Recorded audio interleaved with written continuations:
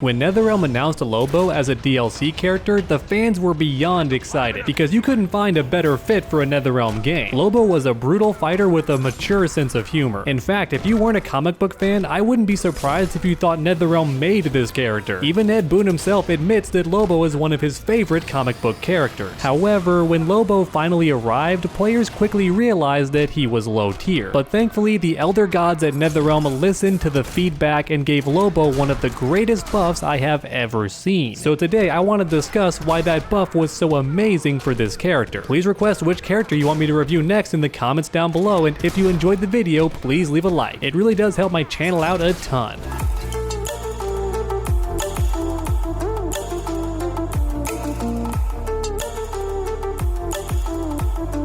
How's it going, everyone? My name is True Underdog, and today we'll be discussing one of the greatest glow-ups in NetherRealm history. After a single important update, this character became much more viable, especially at the competitive level. I'm gonna start things off by talking about Lobo's overall game plan and then discuss how the buffs made him so much better. Lobo's greatest strength by far was his damage. Even when he first came out, all he needed was one bar to get around 50%. In fact, even if he didn't have any meter at all, he was still getting some spicy damage.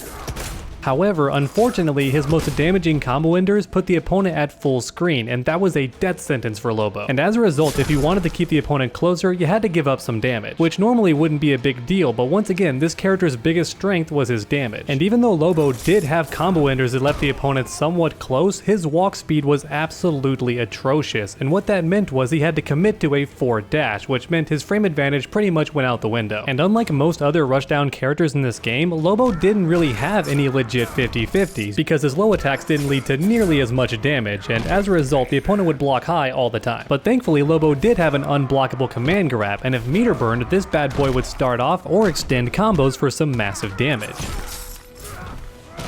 And even though it is slow on startup, its range is absolutely fantastic, and he has a couple of tick throws for it.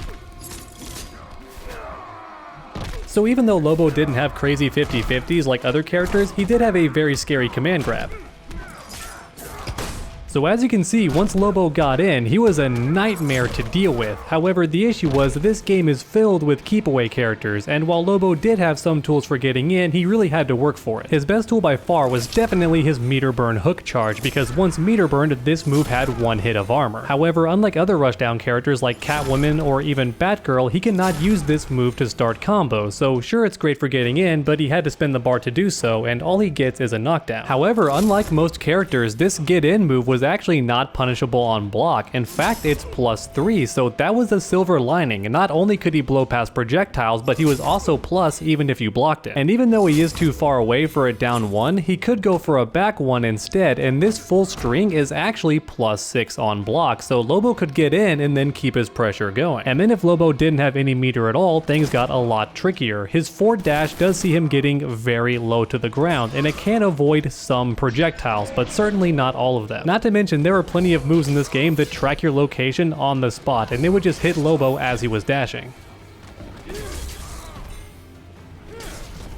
And as a result, a lot of players were tempted to jump, but Lobo has one of the floatiest jumps in the entire game, which made him really easy to anti-air. Now thankfully, Lobo does have a dive kick option. Well, it's more of a dive tackle, but you get the idea. This attack made it slightly harder for the opponent to anti-air you, and it also allowed Lobo to cover more distance from the air. However, the issue is if you miss this thing, look how long it takes Lobo to recover. It's pretty much a free combo punish for your opponent. And as a result, this move was honestly much better up close, because you can do it instantly off the ground for a very fast overhead. And it's also only -6 on block as well, so the opponent can't even punish you for doing it as long as you force them to block it. But perhaps the cruelest joke of all for poor Lobo was his shotgun. As you can see, the range on this thing is absolutely garbage. It barely even qualifies as a projectile. It seems like NetherRealm wanted this shotgun for two purposes. The first was to be a mix-up option up close. Lobo does have this one string that ends in an overhead, so to keep the opponent guessing, you could just go for his his low shotgun blast. And then if you had 1 bar of meter, it was also a great way to save yourself because the amplified option is +2 on block. However, look at all the pushback, being plus doesn't really matter, but thankfully at least you're not punishable. And just like Catwoman, even Lobo's super was not great for countering keep away because as you can see, the range was awful. The main point is, once Lobo was put at a distance, he manually had to make his way in. He did not have any projectiles or teleports, nothing like that. He had to manually get in, especially if he didn't have any meter. And as a result, when this character first came out, pretty much everybody considered him low tier, if not the worst character in the entire game. Because having amazing damage and mix-ups hardly matter when you can't get close to the opponent. However, thankfully NetherRealm did smile upon Lobo and gifted him one of the greatest buffs that I've ever seen in any of their games. NetherRealm essentially gave Lobo access to one of the best special moves in the entire game, and all he had to do was load his trait. Look at that, a single special move, and we're almost getting 30%, and that's just the start. Because this trait also did way more damage on block as well, almost 8%, which is pretty crazy for a single special move. And once the trait is loaded, the shotgun has more pushback on block as well, which means it's no longer punishable, even if you don't spin the bar. And as a result, Lobo no longer needs to waste meter just to keep himself safe. Instead, he can save that meter for damaging combos. And certain versions of the shotgun now had a new property. For example, the low option now launches the opponent to extend combos. Unfortunately, from mid-screen, your follow-ups were pretty limited. However, once you had the opponent cornered, it was much easier, and the damage was amazing like always.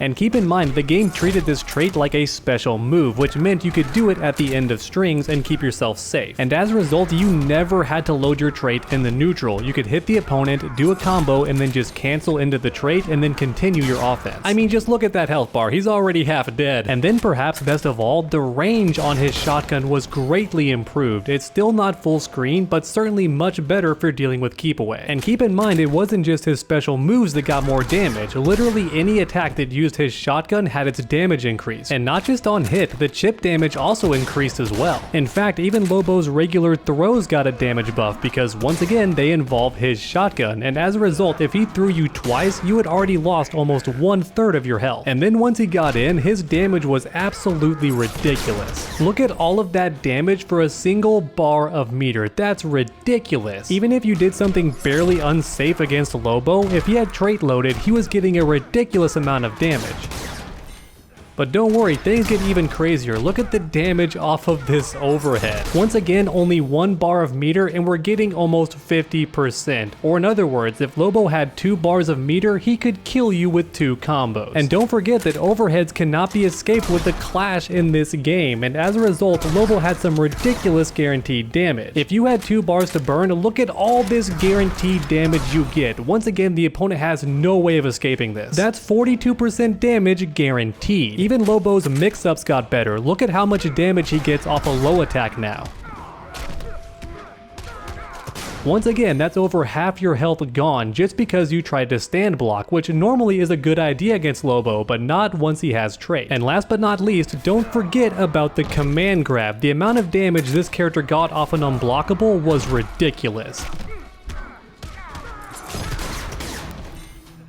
So as you can see, Lobo now had the potential to kill you in just about 2 combos, and on top of that, his range game also got a much needed buff. Don't get me wrong, this character did still struggle in certain matchups, but he was definitely a lot better than he was before. And if I'm being honest, I would love to see this character come back for Injustice 3, maybe give him some better projectile options, but outside of that, I love how this character plays. His command grab is amazing, and I love his ridiculous combo damage. But please let me know your thoughts in the comment section down below. I also wanted to take this moment to apologize for the minor mistakes that I've made in past videos. I think maybe I'm trying to rush a bit too quickly into making videos every week, and as a result, I do make a few mistakes. I'm considering making a full video where I correct all of those little mistakes. And then on top of that, I'm considering making full videos for characters like Swamp Thing because I honestly didn't do enough research on him, and he's a lot stronger than I realized. I do still consider him the worst character in the game, but he had a lot more going for him than I initially realized. So thank you to everybody who corrected me in the comments section and made me me realize my mistakes. I really do appreciate it. Like I mentioned at the start of the video, please leave a like down below if you enjoyed, because YouTube is being really harsh on my channel right now, and I'm not sure why, but every video has not been doing as well as it should have. So leaving a like down below really does help me out a ton right now. And then if you haven't already, make sure to suplex that subscribe button, that way you never miss any future videos. Make sure to come back next time, and as always, stay underdogs.